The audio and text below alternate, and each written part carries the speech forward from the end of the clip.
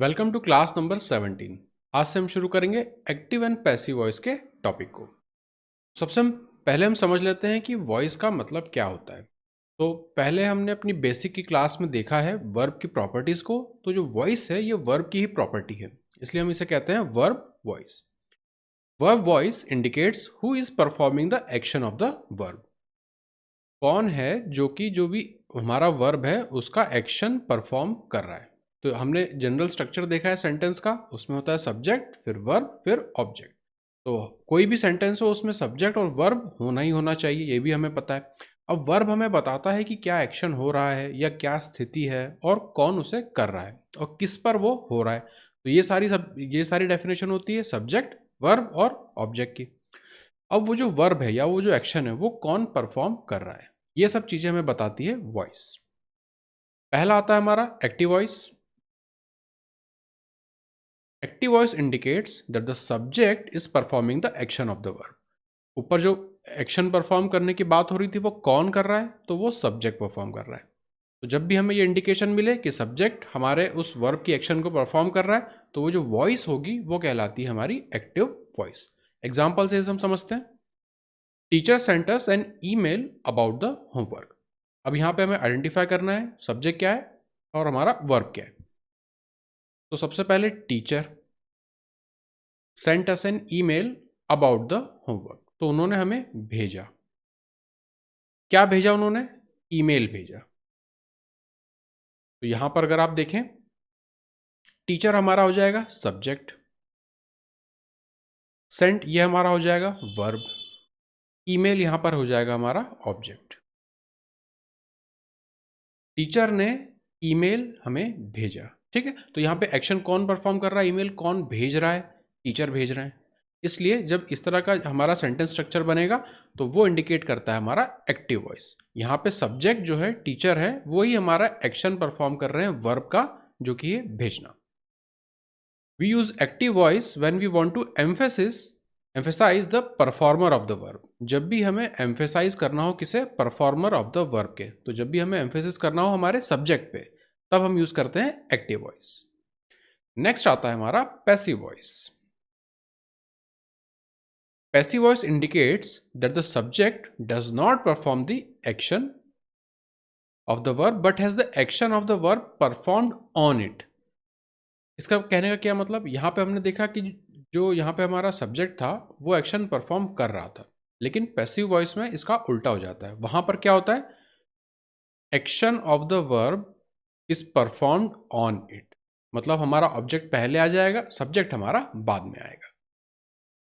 Passive voice is form by adding a to be verb to the past participle. ये चीज important है, तो इसे यहां से मैं मिटा के इस चीज को मैं अंडरलाइन कर देता हूं। एक्टिव वॉइस को हम पहचानते कैसे हैं कि किसी भी सेंटेंस में एक्टिव वॉइस है, तो बिल्कुल उसका लिटमस टेस्ट जैसा है, उसमें टू बी वर्ब होगा। ये टू बी क्या होता है, फॉर्म ऑफ वर्ब होता है बी। जैसे टू बी होता है, टू हैव होता है और टू डू होता है। ये हमने बेसिक स्ट्रक्चर देखा था हेल्पिंग वर्ब्स में। उसमें जो टू बी वाला, बी के जो फॉर्म आते हैं जैसे कि is, am, are, was, were, been, being, ये सब आते हैं हमारे टू बी के स्ट्रक्चर। तो कोई भी पैसिव वॉइस का अगर सेंटेंस होगा तो उसमें बी के ये वाले फॉर्म हमें दिखेंगे। साथ में हमें क्या दिखेगा, पास्ट पार्टिसिपल। इन दो चीज़ों से हम पहचानते हैं, आइडेंटिफाई कर सकते हैं कि जो हमारी वॉइस है वो एक्टिव है या पैसिव है। तो पैसिव की वॉइस को पहचानने का लिटमस टेस्ट क्या है, उसमें वर्ब का बी फॉर्म होगा कोई ना कोई, और जो हमारी मेन वर्ब है वो पास्ट पार्टिसिपल फॉर्म में होगी। इसे हम नीचे एग्जांपल से समझते हैं। The homework was sent to us. अब आप इन दोनों एग्जांपल्स को देखिए। Teacher sent us an email about the homework, the homework was sent to us. तो यहां पर अगर अंडरलाइन करें तो द होमवर्क वॉज सेंट। अभी जो होमवर्क था ये था हमारा ऑब्जेक्ट, सेंट ये हमारा है यहाँ पे verb. Homework was sent to us, homework हमें भेजा गया।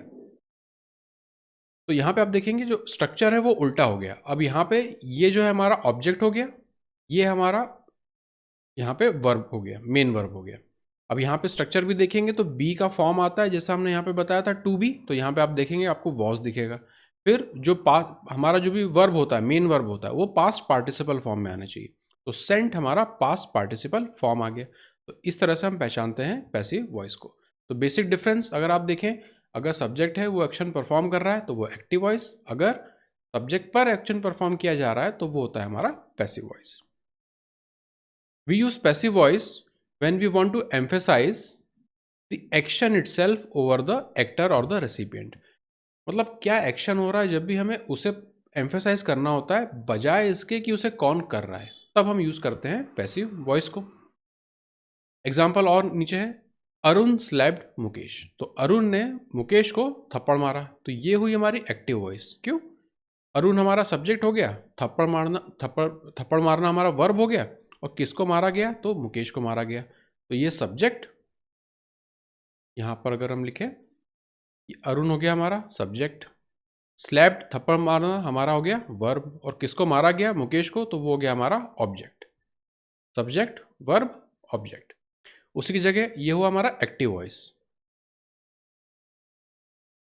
अब अगर हम इसका पैसिव वॉइस बनाते हैं, तो मुकेश वॉज स्लेप्ड, तो आप देखेंगे मुकेश वॉज स्लेप्ड। सबसे पहले आप आइडेंटिफाई करेंगे वॉज को, ये हमारे बी का फॉर्म है जो कि यहाँ पे आना चाहिए। फिर स्लैप का थर्ड फॉर्म स्लैप्ड, ये भी हमें दिख गया। और फिर किसे मारा गया था? तो सब्जेक्ट, सॉरी ऑब्जेक्ट, वो आगे आ गया। तो मुकेश हमारा जो ऑब्जेक्ट था यहाँ पर, वो अब यहाँ पर आगे आ गया। फिर हमारा यहाँ पे वर्ब आई विथ बी का फॉर्म। अब आगे सब्जेक्ट के बारे में अगर हम चाहें तो लिख भी सकते हैं, Mukesh was slapped by Arun. पर जैसा कि आपको यहां पर बताया गया था कि एम्फेसिस ज्यादातर हम एक्शन पे रखना चाहते हैं, कि थप्पड़ मारा गया मुकेश को, ये एम्फेसिस है। किसने मारा वो बताना जरूरी नहीं था, इसलिए यहां पे उन्होंने नहीं लिखा। अगर जरूरी होता तो सेंटेंस लिख देते कि Mukesh was slapped by Arun. दोनों स्ट्रक्चर सही है, चाहे आप सिर्फ इतना पार्ट लिखिए या आप इतना पूरा पार्ट लिखिए, डिपेंड करेगा कि आप क्या मीनिंग देना चाहते हैं। जैसे अगर आप सिर्फ इतना मुकेश वॉज स्लैप्ड लिखते हैं तो इसका मतलब होता है कि आप सिर्फ एक्शन के ऊपर एम्फेसिस देना चाह रहे हैं कि मुकेश को थप्पड़ मारा गया। किसने मारा इस पर आप एम्फेसिस नहीं देना चाह रहे थे। लेकिन अगर आप पूरा सेंटेंस लिखें कि Mukesh was slapped by Arun, तब यहाँ पे आप एक्शन भी बता रहे हैं और किसने मारा वो भी बता रहे हैं। अब अगर हम बात करें इन दोनों में डिफरेंस की जनरल स्ट्रक्चर वाइज, तो इस तरह से हमें कुछ स्ट्रक्चर दिखेगा। Subject verb object. तो पहला वाला जो हमारा केस है ये है एक्टिव वॉइस का। एक्टिव वॉइस में पहले आएगा हमारा सब्जेक्ट, फिर आएगा हमारा वर्ब, फिर आएगा हमारा ऑब्जेक्ट। नॉर्मल सेंटेंस का स्ट्रक्चर।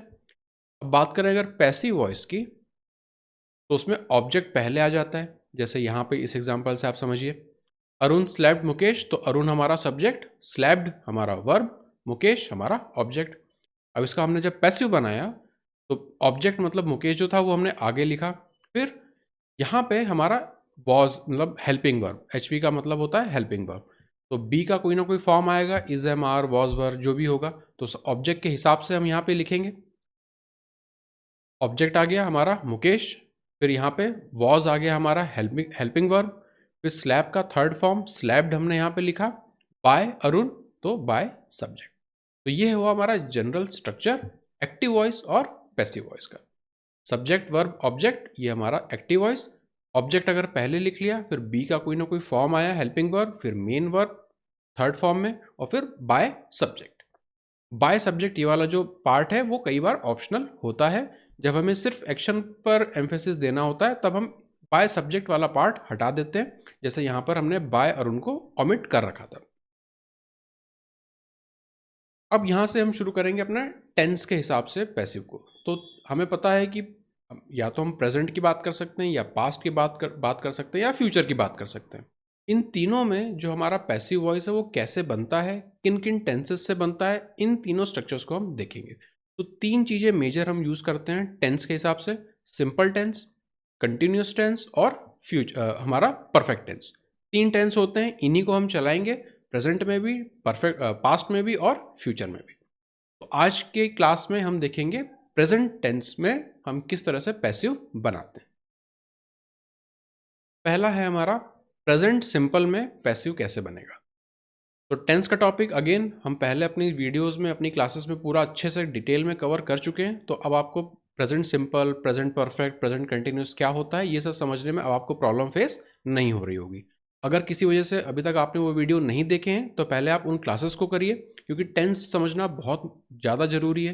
ये सारे के सारे टॉपिक्स आप देखेंगे, अगर आपको टेंस की समझ है तो आप बहुत आसानी से इन्हें सॉल्व कर पाएंगे। Passive sentences take emphasis away from the agent. Agent मतलब जो भी हमारा सब्जेक्ट रहता है, जो डूअर रहता है, जो काम कर रहा होता है। तो ये हमने ऊपर भी पढ़ा था कि हम एम्फेसिस हमेशा एक्शन को देते हैं, या जो भी एक्शन जिस पर हो रहा होता है उस पर देते हैं, ना कि कौन एक्शन कर रहा है उस पर। तो passive sentences take emphasis away from the agent. Agent का मतलब कोई भी पर्सन या चीज जो एक्शन कर रही थी, and put it on the action itself और द पर्सन और थिंग रिसीविंग द एक्शन। मतलब या तो क्या एक्शन हो रहा है हम उस पर एम्फेसिस देंगे, या किस पर वो एक्शन हो रहा है हम उसे एम्फेसिस देंगे, तब वो हम पैसिव वॉइस में काम कर रहे होते हैं। अगर कौन वो एक्शन कर रहा है उस पर हम एम्फेसिस देंगे तो वो हो जाएगा हमारा एक्टिव वॉइस। अब in the present simple passive, the present simple verb becomes the past participle. Again हमें पता है कि पास्ट पार्टिसिपल तो आएगा ही आएगा, चाहे किसी भी टेंस में आप पैसिव बनाइए, थर्ड फॉर्म आपका हर जगह दिखेगा आपके मेन वर्ब का, और साथ में उसके क्या आएगा हमारा कोई ना कोई हेल्पिंग वर्ब। ये है हमारा स्ट्रक्चर, इसे मैं बॉक्स में डाल देता हूं। सब्जेक्ट, फिर वर्ब का फर्स्ट फॉर्म, फिर ऑब्जेक्ट। तो ये हुआ हमारा एक्टिव वॉइस, क्योंकि पहले आया सब्जेक्ट, उसने कुछ काम किया, कुछ एक्शन किया, किस पर, ऑब्जेक्ट के ऊपर। अब ये जो वर्ब है आप देखेंगे V1, तो ये V1 हमें बताता है कि ये है हमारा प्रेजेंट फॉर्म में। अब इसका अगर हमें पैसिव बनाना हो, पैसिव वॉइस, तो वो उसका स्ट्रक्चर कैसा दिखेगा? ऑब्जेक्ट पहले आ जाएगा, फिर इज, एम, आर, ये सब कुछ आपके हेल्पिंग वर्ब हैं। कौन सा यूज होगा डिपेंड करेगा ऑब्जेक्ट क्या यहाँ पर आ रहा है, उसके साथ वर्ब का थर्ड फॉर्म आएगा ही आएगा। लास्ट में हम लिख सकते हैं कि किसके द्वारा किया गया, बाय सब्जेक्ट। कई सेंटेंसेस में ये ऑप्शनल होता है, तो इसे हम ये हटा हुआ भी आपको दिख सकता है। तो ये था हमारा प्रेजेंट सिंपल पैसिव का स्ट्रक्चर। एग्जाम्पल से हम इसे और समझ लेते हैं। Many people study this book. अब यहाँ पे मैनी पीपल ये हो गया हमारा सब्जेक्ट। स्टडी क्या काम करते हैं? स्टडी करते हैं। क्या स्टडी कर रहे हैं? बुक। तो ये हमारा सब्जेक्ट, स्टडी करना हमारा वर्ब, बुक हमारा यहाँ पे ऑब्जेक्ट। तो ये फॉलो किया हमारा एक्टिव वॉइस के स्ट्रक्चर को। अब इसका अगर हम पैसिव बनाएंगे, this book is studied by many people, तो आप देखेंगे यहाँ पे दिस बुक, ये आ गया हमारा ऑब्जेक्ट वाला पार्ट पहले। फिर आपको दिखेगा यहाँ पे इज एम आर में से इज आएगा, क्योंकि द बुक, इसके साथ हम जो हमारी हेल्पिंग वर्ब यूज करेंगे वो इज होगी। फिर हमें यूज करना है वर्ब का थर्ड फॉर्म, तो वर्ब थी यहाँ पे स्टडी, तो स्टडी का थर्ड फॉर्म स्टडीड। फिर by subject, by many people. तो अगर इस वाले स्ट्रक्चर के हिसाब से देखें तो यहां पर ऑब्जेक्ट, फिर यहां पर वर्ब, वो भी थर्ड फॉर्म में, और फिर यहां पर सब्जेक्ट, और एक चीज यहां पर क्या दिख रही है हमें? Helping verb. तो इस तरह से आप ये वाला स्ट्रक्चर देखिए और ये वाला एग्जाम्पल देखिए, आपको सब कुछ इसमें क्लियर हो जाएगा। तो many people study this book, many people हमारे सब्जेक्ट थे, वो क्या करते हैं? पढ़ते हैं। क्या पढ़ते हैं? बुक को पढ़ते हैं। ये हुआ हमारा एक्टिव वॉइस, क्योंकि यहाँ पे जो लोग हैं वो कुछ ना कुछ एक्शन कर रहे हैं।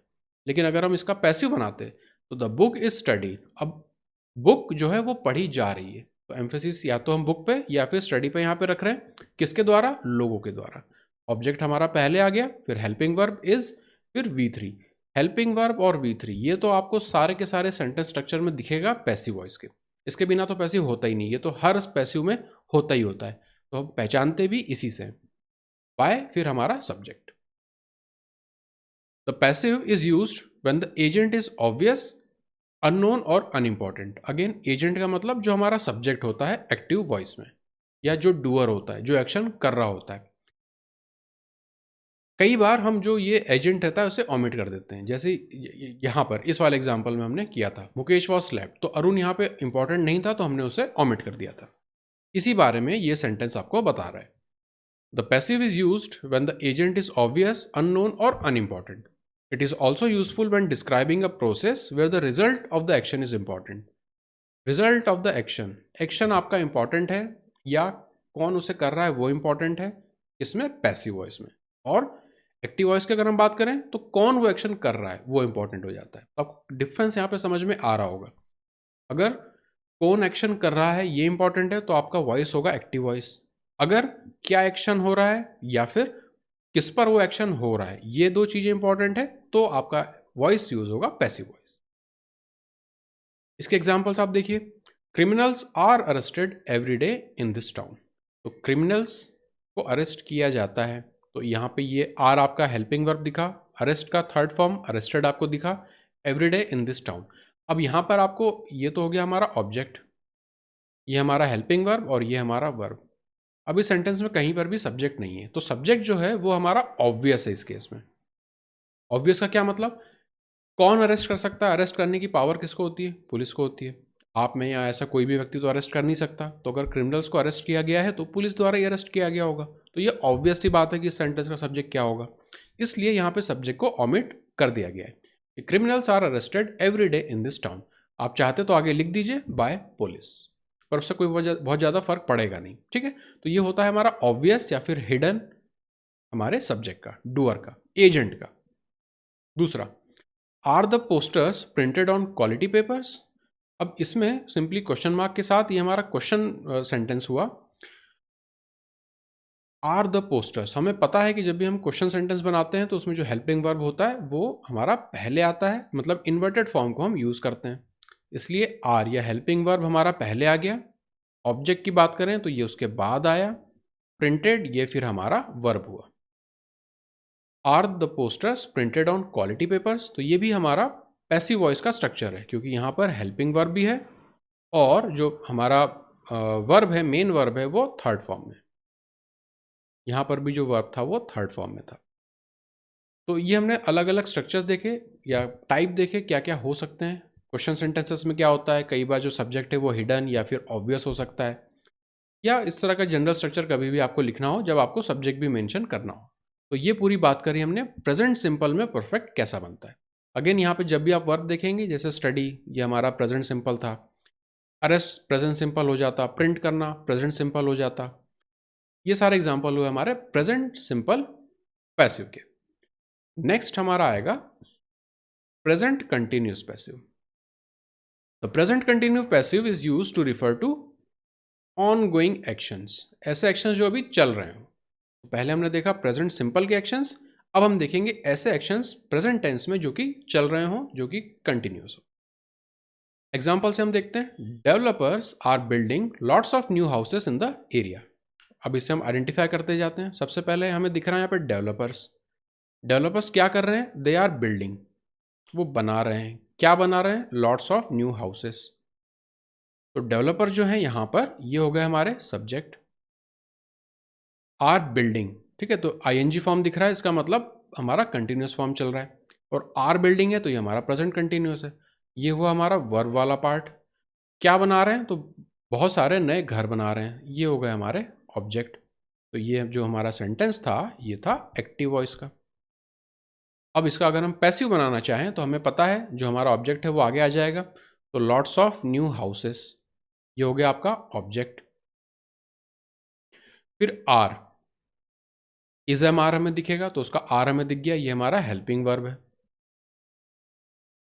अब बिल्ड की यहां बात हो रही थी, कुछ बनाने की, बिल्ड, तो उसका जो थर्ड फॉर्म है वो होता है बिल्ट, ये हो गया हमारा main verb. In this area, again यहाँ पे जो हमारा सब्जेक्ट है वो ऑब्वियस है, जो बिल्डर है, बिल्डर ही जो है वो इस तरह के घर हमारा बना रहा होगा। तो lots of new houses are being build in the area. Structure की अगर हम यहाँ पे बात करें, इसे मैं बॉक्स में डाल देता हूं। सबसे पहले आपको दिखेगा सब्जेक्ट, पहले ये बात हो रही है एक्टिव वॉइस की, तो सब्जेक्ट, फिर इज एम आर, जैसे कि यहाँ पे डेवलपर हमारा सब्जेक्ट था, फिर इज एम आर दिखेगा तो यहाँ पर आपको आर दिखा था, फिर वर्ब का आईएनजी फॉर्म दिखेगा जो कि आपको बिल्डिंग में दिखा था, और फिर उसके बाद में ऑब्जेक्ट जो कि हमारा था लॉट्स ऑफ न्यू हाउसेस। अब इसी का अगर हम पैसिव वॉइस बनाएं, ऑब्जेक्ट हमारा पहले आ जाएगा, तो ऑब्जेक्ट था लॉट्स ऑफ न्यू हाउसेस, फिर इज एम आर आपको दिखा, यहाँ पे आपको आर दिखा, lots of new houses, houses plural है इसलिए हम यहाँ पे आर को यूज कर रहे हैं। फिर आपको बीइंग दिखेगा यहाँ पे, जैसे कि यहाँ पे दिख रहा है। और वर्ब का थर्ड फॉर्म, तो यहाँ पे बिल्ट हो गया। उसके बाद बाय सब्जेक्ट, तो यहाँ पे हम लिख सकते थे by developer. Lots of new houses are being built in the area by developer, तो वो हमने यहाँ पे ऑब्वियस मान के उसे हटा दिया, चाहे तो लिख भी सकते हैं, उसमें कोई प्रॉब्लम नहीं है।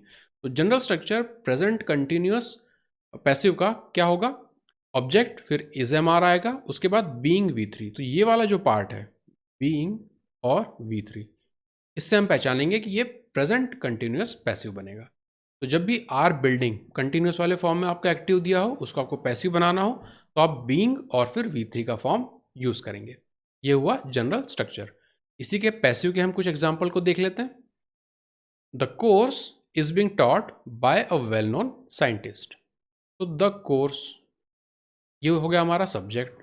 फिर इज एम आर में से हमने यहाँ पे एक कोर्स की बात हो रही है तो हमने इज यूज किया।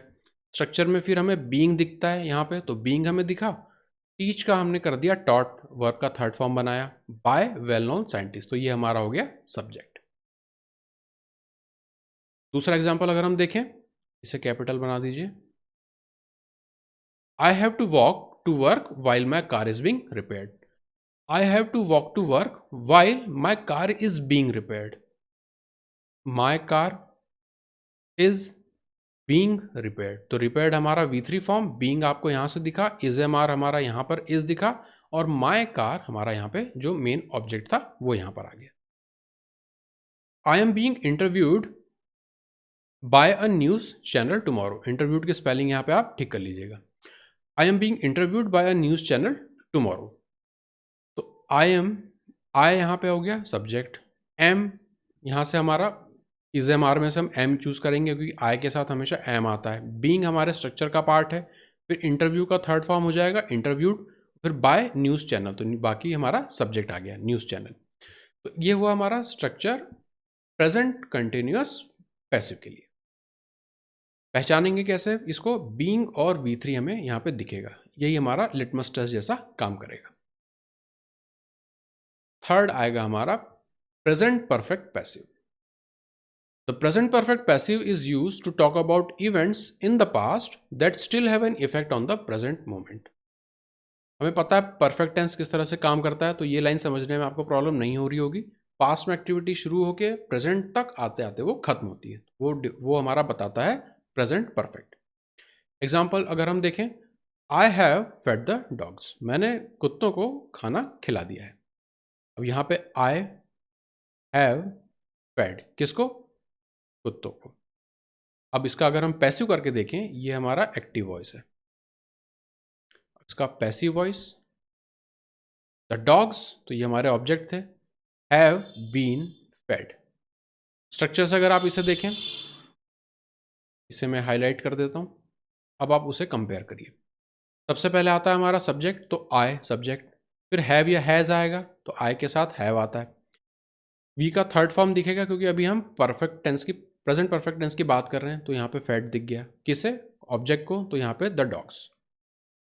इसका जब हमने पैसिव बनाया, अगेन इसके आगे मैं लिख देता हूँ, ये एक्टिव वॉइस और ये पैसिव वॉइस का स्ट्रक्चर है। ऑब्जेक्ट हमारा पहले आया तो डॉग्स को हमने पहले लिखा, उसके साथ हैज़ या हैव, तो प्लूरल है तो उसके साथ हम हैव यूज करेंगे। बीन दिखा और वी का third form again fed by the subject. By me मैं लिख सकता था, लेकिन हमें पता है कि पैसिव में जो डूअर होता है वो इंपॉर्टेंट नहीं होता है, तो the dogs have been fed. अब यहाँ पे स्ट्रक्चर के हिसाब से अगर आप देखें तो आप कैसे पहचानेंगे, हैज़ या हैव दिखेगा और यहाँ से बीन दिखेगा और V3, ये पूरा पार्ट आपको हिंट देगा कि ये प्रेजेंट परफेक्ट पैसिव बन रहा है। और इसके आप 3 एग्जांपल्स देखिए।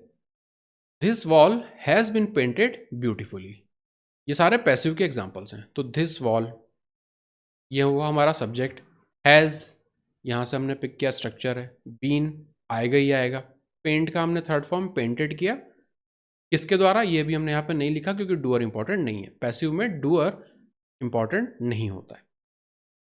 Has your computer been fixed yet, अब आप देखेंगे हैज हमारा हेल्पिंग वर्ब था, योर कंप्यूटर, बीन हमें दिख गया स्ट्रक्चर का पार्ट है, फिक्स का हमने थर्ड फॉर्म बनाया फिक्स्ड, येट।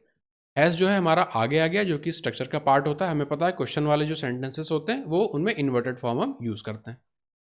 तो the vaccines have not been delivered yet. The vaccines हमारी ऑब्जेक्ट, हैव स्ट्रक्चर का पार्ट, नॉट हमें बताता है कि नेगेटिव सेंटेंस है, बीन अगेन स्ट्रक्चर का पार्ट, डिलीवर का third form delivered, by whom ये अभी यहाँ पे बताना इंपॉर्टेंट नहीं था, इसलिए यहाँ पे हमने पैसिव को हटा दिया। उसमें पैसिव में किस पर काम हो रहा है और कौन क्या काम हो रहा है, ये दो चीजें इंपॉर्टेंट होती हैं। तो ये आपने स्ट्रक्चर्स देखे प्रेजेंट परफेक्ट पैसिव के। प्रेजेंट टेंस में जितने भी पैसिव बनते हैं उनके तीनों के स्ट्रक्चर्स हमने देख लिए हैं। इतनी ही पॉसिबिलिटी होती है प्रेजेंट टेंस में बनाने की, बाकी के टेंसेस के नहीं बनते। अब हम कुछ ग्रामर के रूल्स देख लेते हैं। Rule number 49, when there is only one auxiliary to two principal verbs it should be correctly associated with the both। इसका क्या मतलब है, एग्जांपल से आप देखिए 10 कैंडिडेट्स हैव पास्ड, 1 फेल्ड। अब यहाँ पे प्रिंसिपल वर्ब दो की बात हो रही है। प्रिंसिपल वर्ब दो कौन से हैं, एक तो पास्ड और दूसरा failed. When there is only one auxiliary, auxiliary अब यहाँ पर कौन सा हो रहा है, हैव हमारा ऑक्सिलरी वर्ब यानी हेल्पिंग वर्ब है। It should be correctly associated with both, मतलब दोनों के साथ वो एग्री करना चाहिए। 10 कैंडिडेट्स हैव पास्ड, 1 फेल्ड। अब 1 हैव फेल्ड हम लिख सकते हैं क्या, 1 तो सिंगुलर है और हैव तो प्लूरल के लिए यूज होता है, तो यहाँ पर हैव फिट नहीं हो रहा है, इसलिए ये सेंटेंस हमारा गलत है। सही सेंटेंस बनाने के लिए हम क्या करेंगे, 10 candidates have passed, 1 has failed.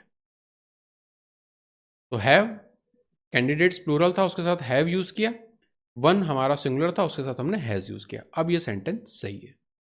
तो ये होता है एक ऑक्सिलरी और 2 प्रिंसिपल वर्ब्स। तो जो ऑक्सिलरी है वो दोनों के साथ एग्री करना चाहिए। तो यहाँ पे 10 कैंडिडेट्स के साथ हमने हैव यूज किया, लेकिन 1 के साथ हम हैव नहीं यूज कर सकते ना, 1 तो सिंगुलर है, तो उसके साथ हमें हैज यूज करना था। Has, 1 has failed. अब ये सेंटेंस यहाँ पे सही हो गया। Rule number 50, a past tense in the main clause should be followed by a past tense in the subordinate clause. अगर मेन क्लॉज में पास्ट टेंस है तो उसका जो सबऑर्डिनेट क्लॉज होगा उसमें भी पास्ट टेंस होना चाहिए। कैसे, he succeeded because he works hard. अब ही सक्सीडेड ये आपका एक क्लॉज हुआ, ये पास्ट में आपको दिख रहा है। ही वर्क्स हार्ड ये तो आपका प्रेजेंट हो गया, इसलिए ये गलत है। तो आपके जो दोनों क्लॉज हैं वहां पर जो आपका टेंस होगा वो पास्ट टेंस यूज होना चाहिए। सही सेंटेंस किस तरह का दिखेगा, he succeeded because he worked hard. He succeeded आपका पास्ट टेंस बता रहा है, ये आपका पहला वाला क्लॉज हुआ। दूसरा क्लॉज ही वर्कड हार्ड, अगेन आप देखेंगे ये भी पास्ट टेंस, ये भी पास्ट टेंस, तो अब ये सेंटेंस सही है। तो ये बात हुई जब भी 2 क्लॉज हो, उसमें जो मेन क्लॉज हो अगर वो पास्ट टेंस में है तो उसका जो सबऑर्डिनेट क्लॉज होगा वो भी पास्ट टेंस में होना चाहिए। मेन क्लॉज कौन सा है यहाँ पे, ही सक्सीडेड दोनों में। सबऑर्डिनेट क्लॉज कौन सा है आपका, ही वर्क्स हार्ड। बीच में आपका कनेक्टर कौन सा यूज हो रहा है, because. Rule number 51, a past tense in the main clause may be followed by a present tense in the subordinate clause when the subordinate clause expresses a universal truth। अब आप rule number 50 और rule number 51 में बहुत minute सा difference है वो notice कीजिए। दोनों में बात हो रही है कि मेन क्लॉज है जो कि पास्ट टेंस में है, यहाँ पर भी मेन क्लॉज पास्ट टेंस में है, यहाँ पर भी मेन क्लॉज पास्ट टेंस में है। लेकिन ऊपर वाले रूल में बताया था कि जो सबऑर्डिनेट क्लॉज होगा वो भी पास्ट टेंस में होना चाहिए। लेकिन रूल 51 ये एक एक्सेप्शन है। यहाँ पर क्या हो रहा है कि जो सबऑर्डिनेट क्लॉज है वो प्रेजेंट टेंस में हो सकता है, कब, जब वो सबऑर्डिनेट क्लॉज कोई ना कोई यूनिवर्सल ट्रुथ को बता रहा हो। एग्जाम्पल से हम इसे समझ लेते हैं। My teacher said that the earth moved around the sun. My teacher said, ये जो है हमारा पास्ट टेंस है, ये हमारा मेन क्लॉज है। अब इसके अगर हम सबऑर्डिनेट क्लॉज की बात करें, अर्थ मूव्ड अराउंड द सन। अभी जो अर्थ मूव्ड अराउंड द सन है ये तो एक यूनिवर्सल ट्रूथ है, अर्थ मूव्स अराउंड द सन, तो इसे हमें पास्ट टेंस करने की जरूरत नहीं है, इसे हम प्रेजेंट टेंस में ही लिखेंगे। My teacher said that the earth moves around the sun. अब ये सेंटेंस हो गया सही। तो रूल नंबर 50 और रूल नंबर 51 बहुत ज़्यादा इंटरकनेक्टेड है। डिफरेंस कहाँ पे आ रहा है रूल नंबर 51 में, कि जब भी आपका सबऑर्डिनेट क्लॉज कोई ना कोई यूनिवर्सल ट्रुथ को एक्सप्रेस कर रहा हो तब हम उसे प्रेजेंट टेंस में ही लिखते हैं। भले ही आपका मेन क्लॉज पास्ट टेंस में क्यों ना हो। ये हमने देखे स्ट्रक्चर ग्रामर के 3 रूल्स। बेसिकली आज हमने एक्टिव पैसिव वॉइस के प्रेजेंट टेंस को कवर किया, जिसमें हमने 3 पैसिव्स को देखे जो बन सकते हैं। पहला था हमारा सिंपल प्रेजेंट का पैसिव, दूसरा हमने देखा प्रेजेंट कंटिन्यूस का पैसिव, और थर्ड हमने देखा प्रेजेंट परफेक्ट में पैसिव को। फिर हमने देखा 3 ग्रामर के रूल्स को। अब उन्हीं 3 पैसिव्स के हिसाब से आज के 3 क्वेश्चंस मैंने यहाँ पे लाया हूँ, इन्हें आप सॉल्व करने की कोशिश कीजिए। Question number 1, people speak English all over the world. अब आप यहाँ पे देखें, सबसे पहले आपको ये आइडेंटिफाई करना है कि एक्टिव है या पैसिव है। People speak English all over the world, तो पीपल यहाँ पे सब्जेक्ट है, वो क्या एक्शन करते हैं, स्पीक, बोलना। तो क्लियरली यहाँ पे जो है ये एक्टिव है, इसे हमें पैसिव बनाना है। तो पैसिव बनाने के लिए पीपल हमारा सब्जेक्ट था, स्पीक हमारा वर्ब है, और इंग्लिश क्या बोलते हैं, इंग्लिश, तो इंग्लिश जो है वो हमारा ऑब्जेक्ट हो जाएगा। तो स्ट्रक्चर के हिसाब से ऑब्जेक्ट हमारा पहले आना है। दूसरी बात, यहाँ पे आप पहले टेंस को आइडेंटिफाई करिए। People speak English all over the world, तो वर्ब हमारा स्पीक है, तो स्पीक ये हमें बता रहा है कि ये प्रेजेंट सिंपल टेंस को फॉलो कर रहा है। तो हम सिंपली, अगर हम ऊपर स्ट्रक्चर देखें प्रेजेंट सिंपल के लिए, जो भी हमने ऊपर देखा था,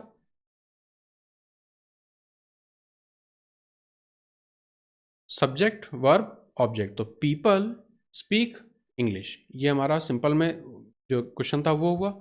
इसको अगर हमें पैसिव बनाना होगा तो हम बनाएंगे English is spoken by people.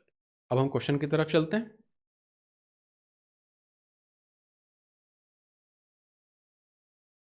तो इंग्लिश इज स्पोकन कहाँ पर दिख रहा है, एक तो ऑप्शन डी में और एक ऑप्शन ए में, तो वॉज वाला ऑप्शन तो हट जाएगा।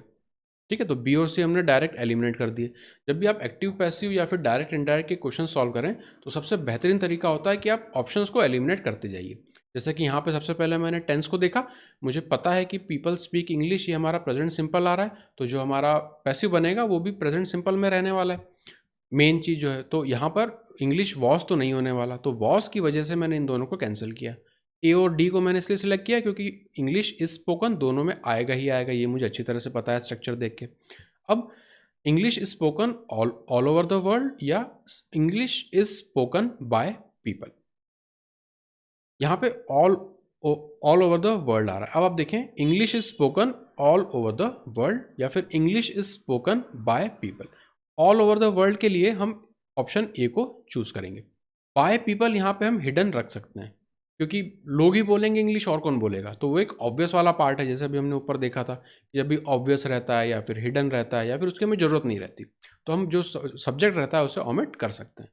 English is spoken all over the world, चाहे तो आप आगे लिख दीजिए बाय पीपल, लेकिन ऑप्शन ए आपका यहाँ पे ज्यादा सही है बजाय ऑप्शन डी के।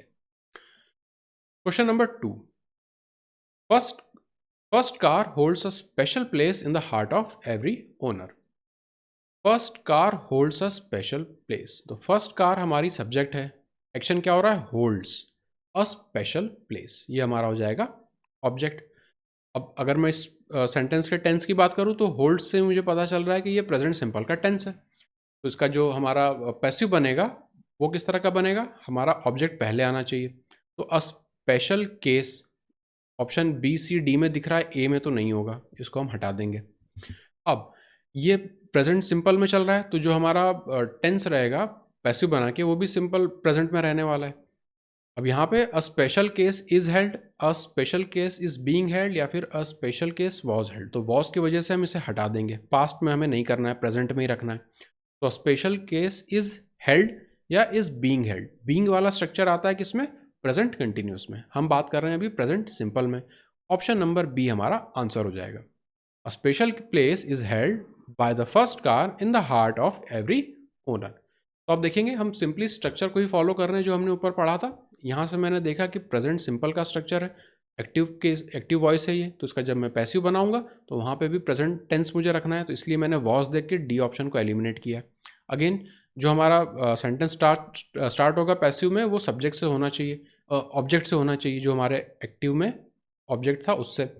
एवरी ओनर तो यहाँ पे नहीं होगा, इसलिए अ स्पेशल प्लेस से हमें स्टार्ट करना है। फिर और आगे जब हम चले तो इज हमें दोनों में दिखा, जो कि सही है। बीइंग के कारण मैंने इसे रिजेक्ट कर दिया क्योंकि बीइंग वाला स्ट्रक्चर हमें प्रेजेंट कंटिन्यूअस में दिखता है। We have to leave the tap open for all yellowish stinking water to drain. Now we have to leave, हमें ये हो गया हम subject, we have to leave छोड़ना पड़ेगा. ये हमारा हो गया ऑब्जेक्ट वर्ब. क्या छोड़ना पड़ेगा? टैप ओपन, टैप को हमें छोड़ना पड़ेगा. तो टैप हमारा ऑब्जेक्ट हो गया. अब अगर इसका हम टेंस को अगर आइडेंटिफाई करें, वी हैव टू लीव, तो लीव हमें बता रहा है जो मेन वर्ब है कि जो टेंस है ये अगेन प्रेजेंट सिंपल में. तो अगर प्रेजेंट सिंपल में है तो अगेन इसका स्ट्रक्चर हमारा पैसिव में कैसा बनेगा? द टैप, उसके बाद फिर हमारा वर्ब आएगा. द टैप चारों में है, ठीक है. Has to be left open, had to be left open, will be left open या should be left open. Again इसमें अगर सेंटेंस स्ट्रक्चर की बात करें, विल बी, अगेन ये तो फ्यूचर बना देगा, तो ये हमें नहीं चाहिए. Had to be left open, ये हमारा पास्ट बना देगा, हमें ये भी नहीं चाहिए.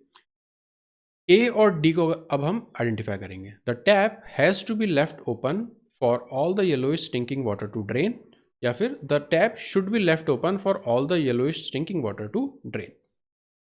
यहाँ पे हैव था, the we have to leave the tap open, तो इसलिए हम यहाँ पे टैप के साथ जो वर्ब यूज करेंगे वो हैज़ कर लेंगे. तो ऑप्शन नंबर ए हमारा सही हो जाएगा. द टैप हैज़, टैप हमारा सिंगुलर, उसके साथ हमने हैज़ यूज किया. The tap has to be left open for all the yellow stinking water to drain. तो जो हमारा हेल्पिंग वर्ब है वो हम चूज करते हैं किसके हिसाब से? हमारे पिछले वाले ऑब्जेक्ट के हिसाब से. Please wash all the dishes, please wash all the dishes. तो वॉश ने हमें बता दिया कि अगेन ये प्रेजेंट टेंस में है, और टेंस भी कैसा? Present simple. Please wash all the dishes. अब हम अगर अपने ऑप्शंस को देखें, you are ordered to wash all the dishes. अब इस सेंटेंस में कहीं पर भी ऑर्डर तो नहीं दिया जा रहा, तो ये कैंसिल हो गया. All the dishes should be washed, again ऐसा भी कोई स्ट्रक्चर नहीं होता. You are requested to wash all the dishes, ये हो सकता है, या फिर you are suggested to wash all the dishes. अब यहाँ पे प्लीज मुझे दिख रहा है ना, तो ये बता रहे हैं कि हम एक तरह का रिक्वेस्ट कर रहे हैं. ऑप्शन नंबर सी हमारा आंसर हो जाएगा. Please wash all the dishes, हम किसी से कह रहे हैं, तो जिससे कह रहे हैं वो ऑब्जेक्ट था, तो ऑब्जेक्ट हमारा आ गया यू. हम यू से कह रहे थे, कोई थर्ड पर्सन था, तो यू, उसके साथ फिर हमने हेल्पिंग वर्ब चूज किया आर. अब चूंकि यहाँ पे प्लीज था तो वो एक रिक्वेस्ट का फॉर्म है, तो हमने यहाँ पे रिक्वेस्टेड लिखा to wash all the dishes. They are building a new office near the old one. They are building, तो दे हो गया हमारा सब्जेक्ट, दे आर बिल्डिंग ये हो गया हमारा मेन वर्ब. क्या बना रहे हैं वो? New office near the old one. अब आप इसका अगर टेंस को चेक करें तो दे आर बिल्डिंग, बिल्डिंग ने मुझे बता दिया कि कुछ किसी चीज़ को बनाया जा रहा है, कंटिन्यूस एक्टिविटी चल रही है, तो ये हुआ हमारा present continuous passive. Present continuous का टेंस हुआ, सॉरी. अब ये एक्टिव वॉइस में है, इसे हमें पैसिव वॉइस में कन्वर्ट करना है, तो हम शुरू किससे करेंगे? न्यू ऑफिस से. सब में न्यू ऑफिस से शुरू हो रहा है, ठीक है, तो अभी मैं कुछ एलिमिनेट नहीं कर पाऊंगा.